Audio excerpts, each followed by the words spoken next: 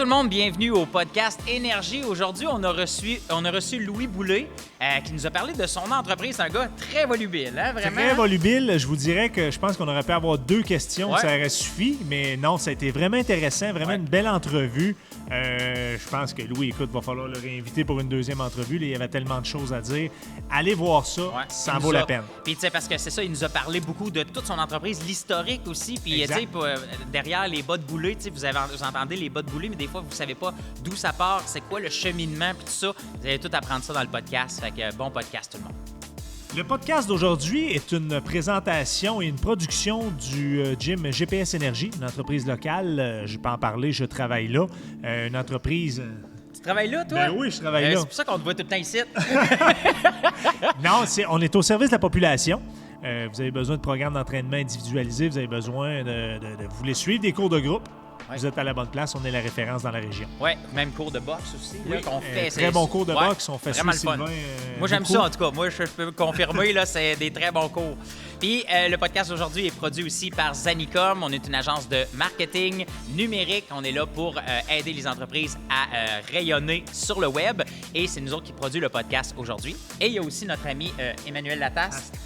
Bull Jumping Pro, qui est un animateur, un collaborateur avec nous dans ce beau projet-là. Wow! Vous avez entendu la cloche. On est sur le ring de GPS Énergie, Club de boxe Impact. On reçoit aujourd'hui Louis Boulay. Salut, Louis. Allô, salut.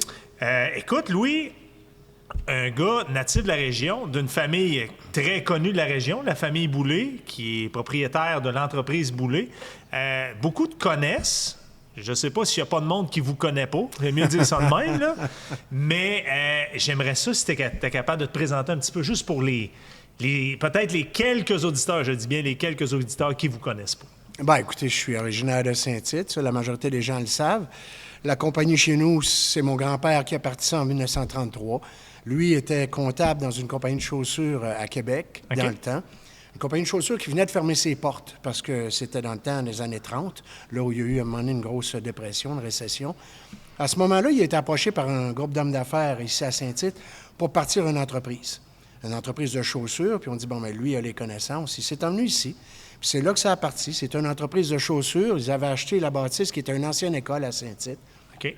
Ils ont parti une entreprise de chaussures pour hommes. C'était pas de la botte western, c'était des chaussures pour hommes avec le procédé de fabrication à trépoint de Goodyear. Ça a très bien fonctionné au début. Les ventes étaient surtout en Ontario. Puis c'est drôle parce que les noms de chaussures, c'était tous des noms anglophones, tu sais, genre Doctor quelque chose. Puis c'était plus facile à ce moment-là. OK. Et puis, progressivement, ça s'est emmené un peu au Québec. Puis, à la Deuxième Guerre mondiale, puis là, ça, il y a toutes sortes d'anecdotes, mais ils ont été réquisitionnés pour fabriquer les bottes d'armée, pour les soldats qui allaient à la guerre. Pour les forces armées canadiennes. C'est ça, exactement. Okay. Puis, ce qui est arrivé, c'est drôle parce que dans des anecdotes comme ça, je me souviens que mon père avait dit que, évidemment, tous ceux qui travaillaient pour la compagnie ne sont pas allés à la guerre. C'était réquisitionné, donc ils restaient à l'entreprise, puis on fabriquait des bottes militaires. À un moment donné, il m'avait même conté qu'il y avait un des employés qui était manquant le matin.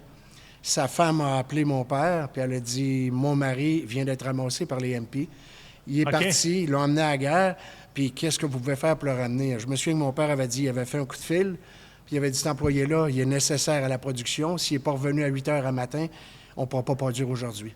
C'est apparemment que ça a pris comme une demi-heure, ils l'ont laissé à la porte de l'entreprise. Puis, on vient vous le reporter. Ouais, c'est ça, ils l'ont ramené comme ça. Mais tout ça pour dire que, de retour après la Deuxième Guerre mondiale, c'était difficile parce que il a commencé à avoir beaucoup de chaussures d'importation des pays en voie de développement. Puis c'est un procédé de fabrication où la semelle est simplement collée. Elle n'est pas cousue, c'est simplement collée. Et c'est un procédé de fabrication qui est moins cher, puis ça venait des pays en voie de développement, donc moins cher. Alors, ils ont dû, à un moment donné, les ventes c'était difficile, ils ont dû réorienter la production, puis c'est un vendeur de l'Ouest qui, à un moment donné, a envoyé un prototype d'une botte de cow-boy. Puis il a dit, écoutez, les bottes de cow-boy, il n'y en a pas qui sont fabriquées au Canada, c'est soit aux États-Unis ou du Mexique. OK. Alors, vu qu'il y avait quand même une bonne qualité de fabrication, ils ont fait des premiers patrons, ils ont sorti les premiers modèles, puis ça a commencé en Alberta. Les ventes ont commencé à très bien aller, et progressivement, c'est devenu 100% de la botte western. C'est drôle parce que, ça étant dit, avec le temps, les choses ont évolué. Moi, ben, je suis le dernier de la famille. Nous, ce qui est arrivé, c'est que moi, je suis allé à l'université, à l'UQTR ici, j'ai étudié en marketing. Puis mes frères avaient évolué dans différentes disciplines, mes sœurs aussi. Puis je suis peut-être celui qui était le plus près de ça parce que j'avais étudié en marketing. Puis mon père est décédé à un moment donné où là, on a dû se demander qu'est-ce qu'on fait. Est-ce qu'on vend les parts de notre père à nos oncles ou on rachète nos oncles? Finalement, le constat, c'était qu'on a racheté nos oncles et moi, j'étais le premier à m'en revenir parce que, bon, côté des ventes, marketing, puis tout ça, j'ai travaillé avec mon oncle Rénal à ce moment-là pendant quelques années. Et puis ensuite, bien, Rénal a pris sa retraite. OK. Puis au moment où nous, on est arrivés, bon, il y a eu mes frères qui se sont joints après. Bien là, il y a mon frère Pierre qui est avec moi encore. Puis au moment où ça s'est passé, on vendait seulement qu'au Canada. Et là, ce qui est arrivé un jour, c'est que dans un salon en Alberta, puis moi, une de mes premières démarches en Alberta, c'était beaucoup, les gens avaient la perception qu'on était une compagnie du Québec. Qu'est-ce qu'ils connaissent, eux autres, au Cowboy? Ouais, Qu'est-ce qu'ils connaissent au Mon à chevaux? Alors oui, on vendait bien là-bas, mais c'était difficile de rentrer. Il y avait quand même une perception avec le monde à chevaux, qu'on appelle vraiment les Cowboys, où on restait quand même du monde de l'Est. Jusqu'à un moment donné où moi, mes premiers travaux que j'ai faits, c'était vraiment de me rapprocher de ce marché-là, puis de convaincre aux gars. J'ai dit, écoutez, là, on va faire des tests, vous portez nos bottes. Donnez-nous une chance. Ben, c'est ça. Puis on a travaillé le style un petit peu, pour être moins vil, mais plus. On avait sorti des modèles plus près des gens à chevaux. Puis je faisais aussi tous les salons de matières premières parce que j'ai commencé à faire une première année sur la production pour connaître vraiment le produit, parce que c'est le produit au départ du marketing. Ouais. Puis, ce qui s'est passé, bien, en Alberta, ça a commencé à bien aller dans l'Ouest de mieux en mieux. Jusqu'au moment donné, on a commencé à parler de libre-échange. Et là, il y a bien des années de ça.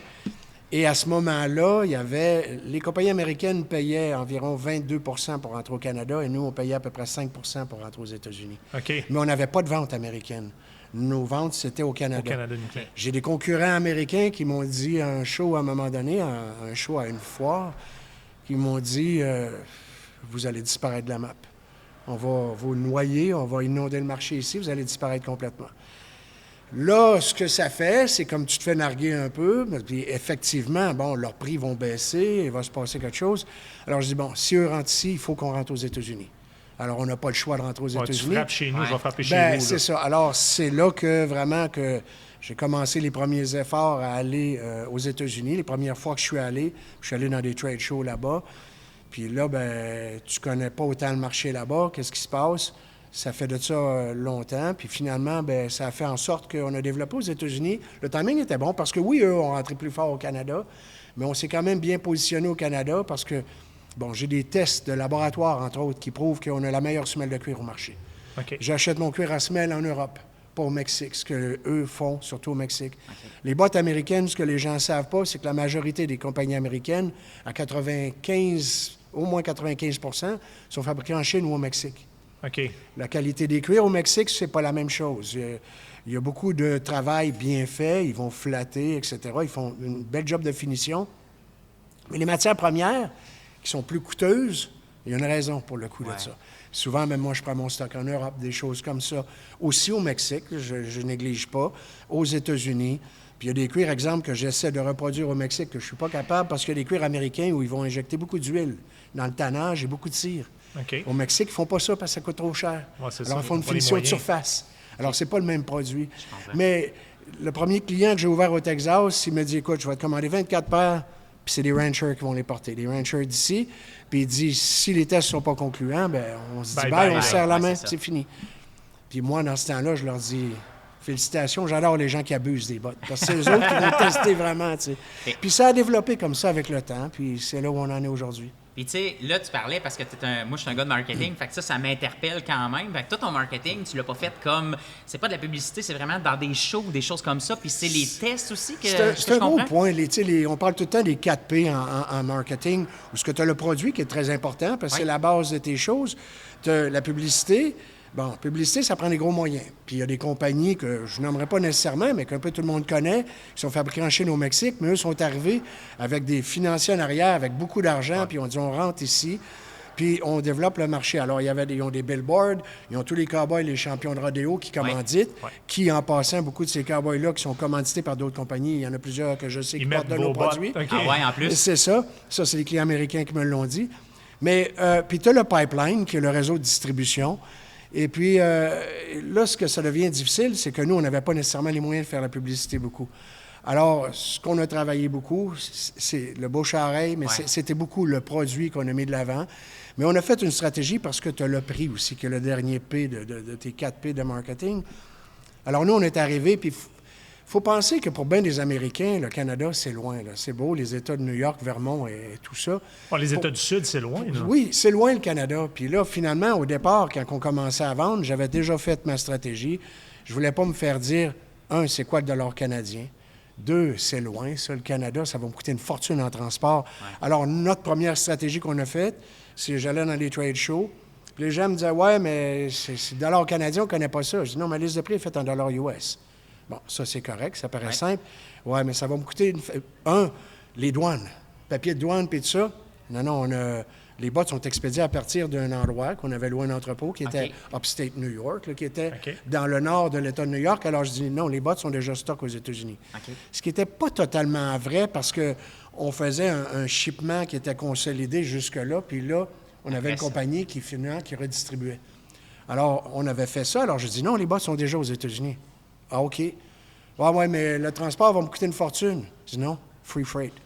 Le transport est inclus dans votre liste de prix. Ah, fait j'ai dit, vous payez ce prix-là, vous commandez les bottes, ils arrivent dans votre cours. C'est fini. Alors, c'est de voir tous les rejets que tu peux avoir à un moment donné, puis tu dis, bon, chacun des rejets, il faut que tu les prévois. Parce que quand tu les as en face, c'est dur de faire une bonne première impression, bien, c'est dur de faire ça une deuxième fois. Puis, tu sais, vous autres, le marché, c'est le monde... Bien, on dit le monde entier, mais oui, tu as l'Europe, tu as le Canada, tu as les États-Unis, c'est énorme. Avec... Je touche un petit peu. Écoute, on parle des États-Unis. Le sujet de l'heure, c'est les États-Unis. Veut pas. Vous autres, avec les tarifs de M. Trump, comment ça se passe? Est-ce que ça affecte beaucoup l'entreprise? Ça affecte un peu présentement. Là où ça affecte, ça crée beaucoup d'incertitudes pour nos clients américains. Beaucoup de nos clients américains m'ont dit... Ouais, mais là, vos prix, va se passer quoi avec vos prix? Alors, les gens, ça leur a créé un petit peu une incertitude de est-ce que je me stocke avec Boulay?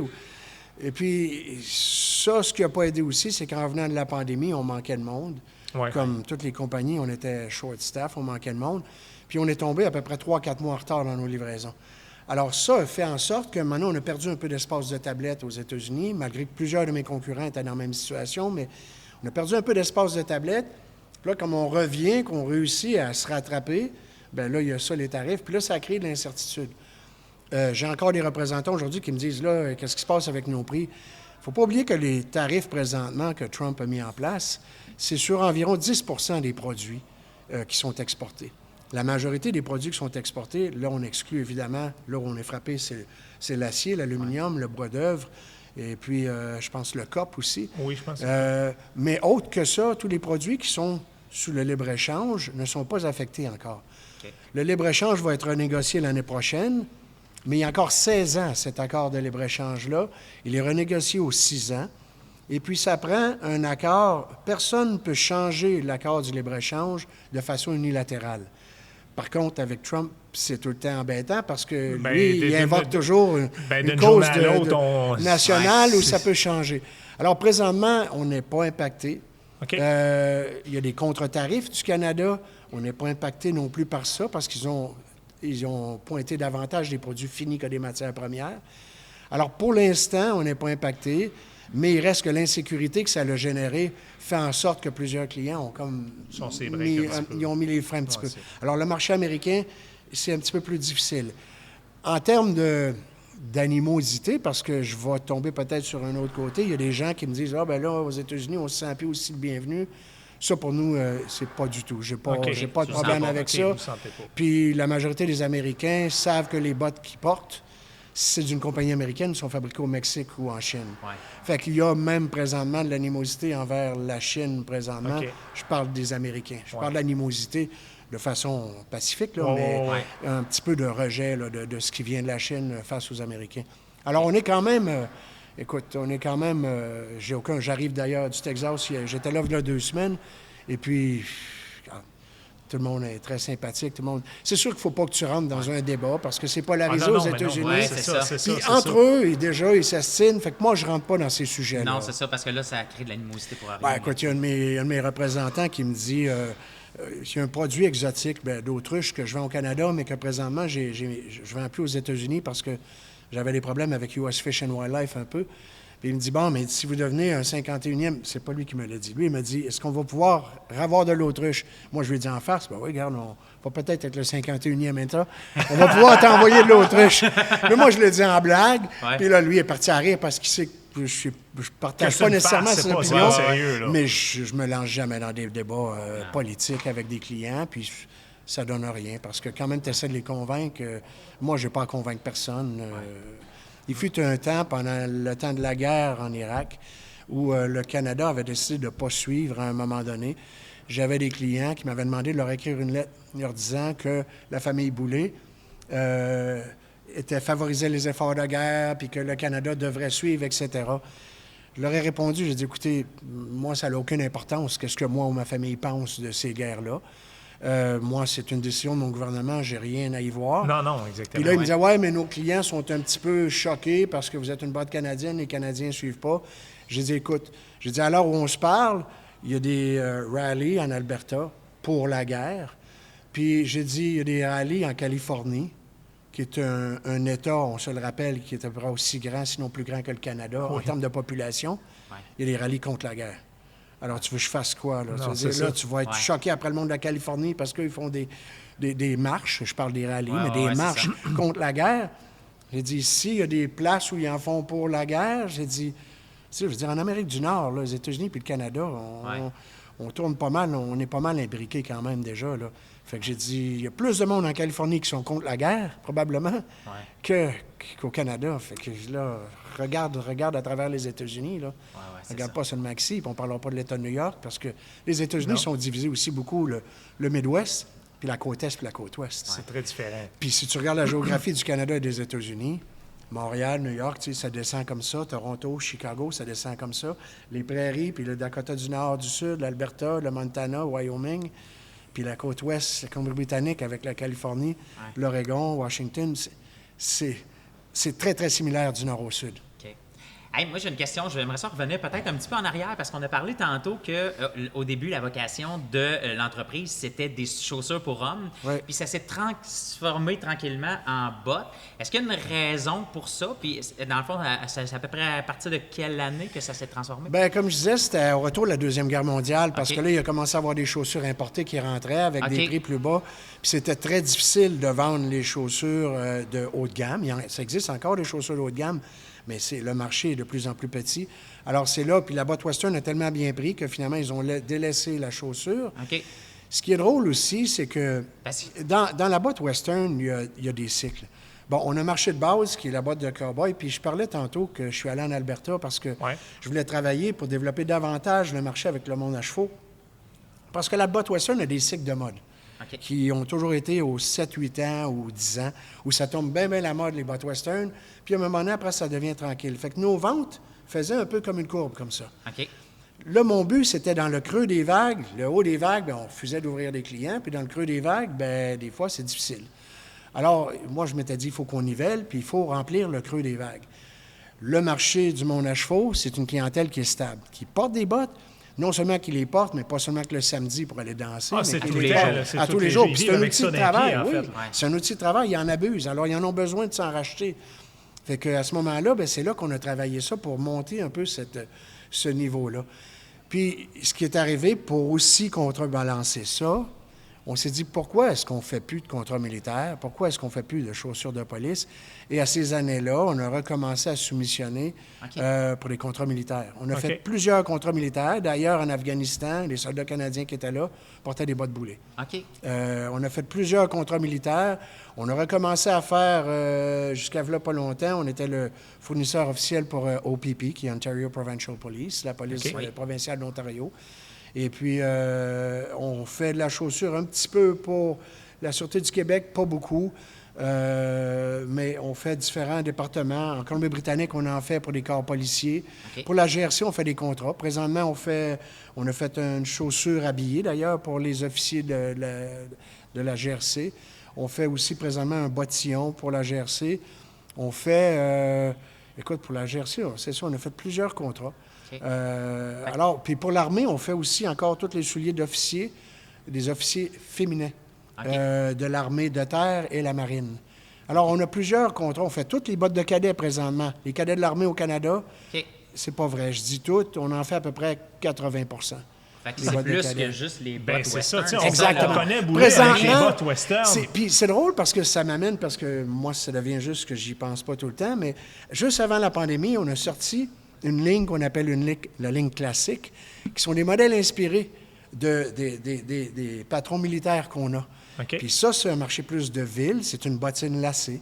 Il y a des souliers aussi, mais une bottine lacée qui est vraiment de ville avec une qualité de production, des cuirs vraiment, là, des vraiment bons cuirs. C'est tout doublé en cuir.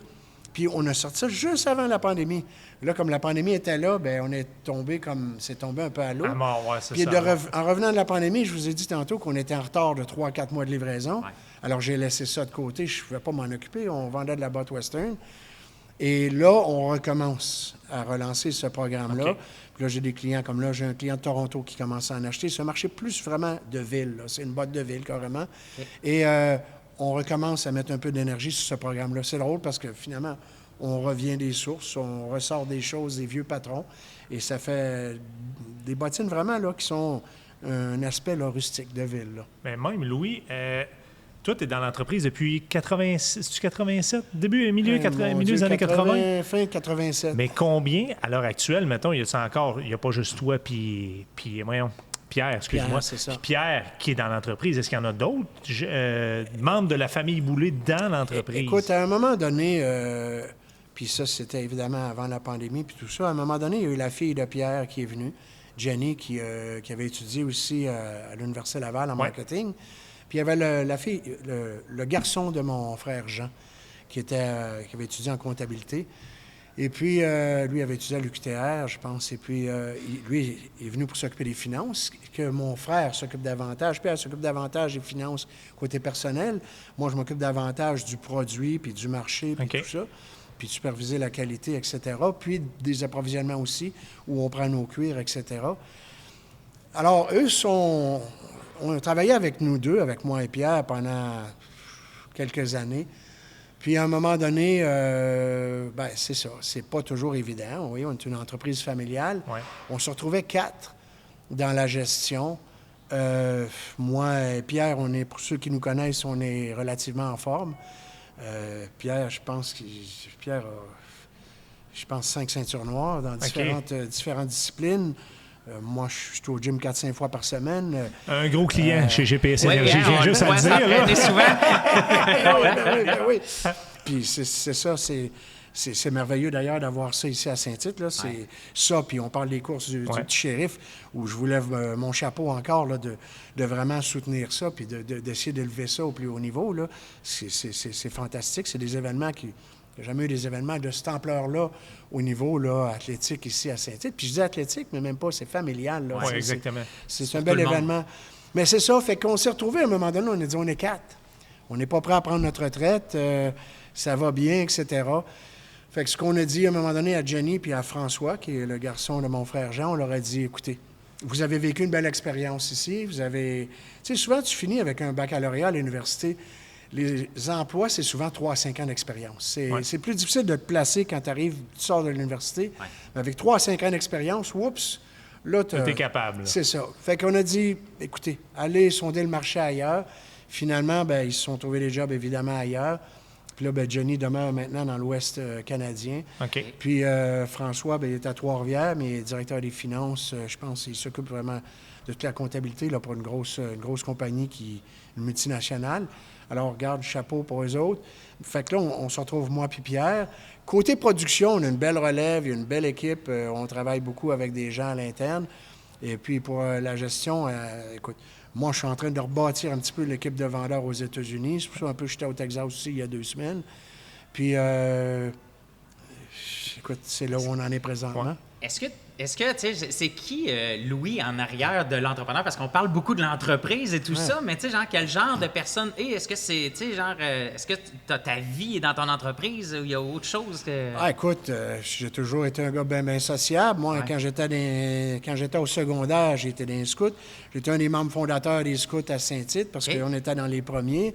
J'ai été dans les cadets, j'ai fait des camps de cadets. J'ai été la recrue de l'année la première année. J'ai été ensuite, suite au camp de cadets, j'ai été nommé caporal. Finalement, quand je suis parti, j'étais rendu adjudant. Est-ce je que ça a donnais un des lien cours, avec... des maniements. Je sais pas, un peu, peut-être, j'aime être dans le monde. Ça demande peut-être un peu de leadership, je sais pas. Suite à ça, ben écoute... j'ai toujours fait du sport, mais moins des sports d'équipe que je faisais. Plus des sports individuels? C'est ça, plus des sports individuels.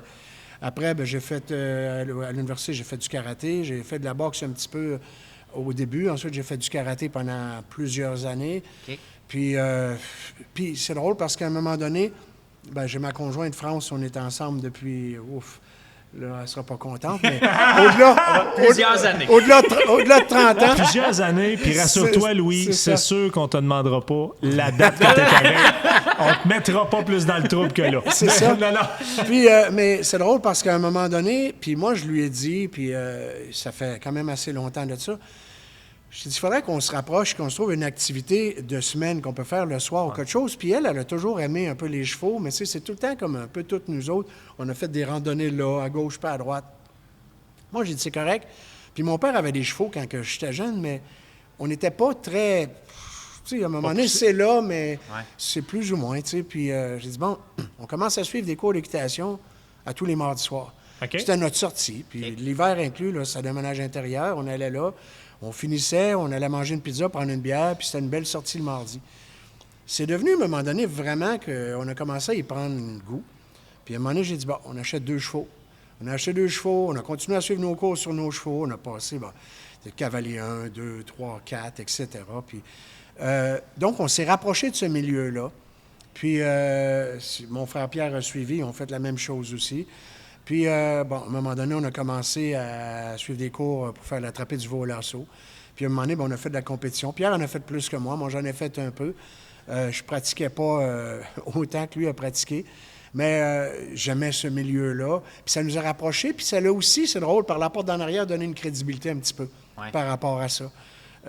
Puis, dernièrement, dans la revue de août-septembre de Cowboy Country Magazine, qui est un magazine canadien, ils nous ont appelés en juillet, puis on dit on veut, c'est drôle, parce que faire connaître un peu qui sont les frères Boulay derrière la compagnie. Puis j'ai envoyé des photos, ils ont publié des photos, on fait un reportage, pas un publi-reportage, parce qu'un publi-reportage, tu payes la publicité. Simplement un reportage sur nous autres, puis qui parle un peu de qui on est, etc. Puis c'est ça. C'est le fun de voir aussi en même temps, tu sais, on s'entend que Boulay, c'est une institution dans la région. On parle, ça fait presque 100 ans que l'entreprise existe. Depuis 1933, tu vois. C'est détenu par la même famille. Ouais. En fait, c'est Boulay à l'origine, puis c'est Boulay encore aujourd'hui. Là. D'ailleurs, une de nos publicités qu'on met de l'avant présentement, puis que je commence à véhiculer davantage dans les magasins, je vais essayer de le dire en français parce que je l'ai toujours en anglais, plus facile à dire, là, parce que ça se dit bien comme il se dit en anglais, mais en français, c'est que on est la compagnie de bottes western qui est la plus vieille qui a jamais été vendue, toujours par les mêmes propriétaires, puis qui a toujours été produit au même endroit. Là, il y a des compagnies qui sortent souvent, puis qui sortent un vieux nom, qui dépoussièrent, puis ils le font faire au Mexique, puis là, ils disent « Ah, ben c'est nous qui avons inventé la botte. » Ça, il y a une compagnie dernièrement qui parle de ça. Il y en a d'autres. Bon, c'était vendu, revendu, changé, fermé l'usine, déménagé au Mexique. Nous, j'ai une photo dans notre catalogue, à la page intérieure de notre catalogue, puis là, j'ai fait faire des petites cartes de comptoir qui montrent une photo de l'usine en mai 1933. C'est la même bâtisse en avant, tous les employés qui étaient devant l'usine, puis c'est la même... Moi, je dis aux gens, quand je dis ça aux gens, c'est la même usine, la même bâtisse. Oui, ça l'a agrandi, là, parce que la bâtisse a eu des agrandissements au travers des années, mais cette photo-là, c'est assez particulier. Puis j'ai dit, c'est encore la même famille, ça n'a jamais changé de propriétaire, puis ça a un climat familial, là. Tout le monde qui vient de visiter dans l'usine, c'est rustique, évidemment, c'est une vieille usine, Mais c'est un climat familial. Là. Les gens ne reviennent pas un peu comme... Ben, on est toujours bien ici, reçus. on passe, puis tu sais... Nous autres, on va vous voir dit pour les bonjour à tout courses le du monde. shérif, que ce soit moi, Chantal ou Marco, on va vous voir, puis c'est tout le temps, ben oui, venez vous asseoir, puis Ben ouais, c'est convivial, puis c'est vraiment le... Tu sais, vous êtes près de la population, vous vous impliquez dans la population, puis vous êtes des entrepreneurs à la base, des gens qui ont plongé, qui ont investi dans la région. Tu sais, vous ne l'avez pas nécessairement fait avec des subventions ou quoi que ce soit. Vous avez plongé, vous avez dit, garde, moi, je suis un entrepreneur, on est des entrepreneurs, je plonge dans la région, Ouais, j'investis ouais, ici, ouais. puis go, on se lance. Là. Tu sais, les subventions, c'est pas toujours évident parce que quand on a développé les marchés, parce qu'à un moment donné, j'allais exposer en France. Parce qu'on vend aussi en Europe, dans plusieurs pays, en Australie, en Suisse, en France, en Allemagne, en Italie, dans les Pays-Bas, en Belgique. Il y a différents endroits comme ça. C'est pas tout le temps un gros volume, c'est juste quand même... C'est une fierté de vendre là. Même qu'on avait un client en Ukraine là, qui a fermé ses opérations pendant un petit bout.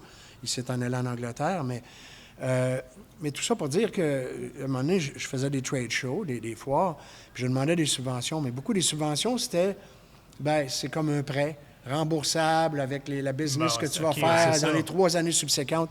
Moi, si j'y vais, puis je prends mon temps là, c'est parce que je sais que ça va fonctionner. Je me dis, c'est pas un prêt que je veux, c'est peut-être de l'aide, puis c'est pas tout le temps facile, le milieu des subventions, mais on y allait, puis c'est ça. Quand je suis allé les premières fois, là, et on allait à Denver parce que c'est là qu'il y avait le plus gros salon. Puis là, je louais un kiosque. Puis à un moment donné, je me suis vite rendu compte, il faut avoir l'air de quelqu'un qui est permanent. Là, on a pris un showroom permanent, puis etc. Okay, là, c'est ce qu'on a dans c'est un showroom permanent. Puis si tu veux pas être vu comme un fly-by-night, là, t'es un permanent, il faut que tu aies un showroom permanent. Il y a des coûts qui viennent avec tout ça. Mais ça fait partie de la game. Comme entrepreneur. C'est en plein ça, parce qu'il faut que les gens réalisent que non, je viens pas ici essayer de vendre, oups, je suis plus là, je viens, je réessaye. Non, c'est ça. On est ici, puis on est permanent, puis avec le temps, ça démontre la stabilité et tout c'est ça. c'est ça. Malheureusement, on n'a plus de temps, mais on va être rendu à la dernière question qui tue. Ça, Est-ce Louis, que tu veux la poser, Hubert? Honnêtement, c'est une bonne. La question qui tue. Quelle question t'aurais aimé qu'on te pose? Et mon Dieu, j'ai aucune idée. Je pense que vous m'avez quand même... Sais-tu quoi? Quand j'ai fait plusieurs entrevues à la télévision soit on était invité, exemple, à Salut Bonjour pour montrer les bottes, surtout quand c'est des périodes de plus de mode. Puis ce que je me suis toujours fait dire en entrevue, c'est que j'étais facile à passer en entrevue parce que j'élabore beaucoup sur les questions, sur les réponses, plutôt que dire oui. Oui, c'est non. ça. Non, oui, ça aussi. Je te dirais, non. Louis, qu'on avait beaucoup de questions de près. Puis je pense qu'on en aurait pu en avoir 2, puis on était correct. Oui, c'est ça. Mais écoute, beaucoup d'histoires, beaucoup de choses à raconter. C'est vraiment super intéressant. Il va falloir te réinviter parce que je pense que tu as encore plein de choses à dire. C'est certain. Je pourrais élaborer davantage du côté familial ou des choses comme ça. Oui, exact. Mais écoute, ça nous a fait plaisir que tu viennes là. Puis c'est sûr que tu vas repasser dans un autre épisode. On veut en apprendre plus. Puis je pense que les gens veulent en apprendre encore plus. Si tu leur as donné le goût d'en apprendre encore plus sur vous autres. Ça me fait plaisir. Puis merci pour ce que vous faites. Merci beaucoup.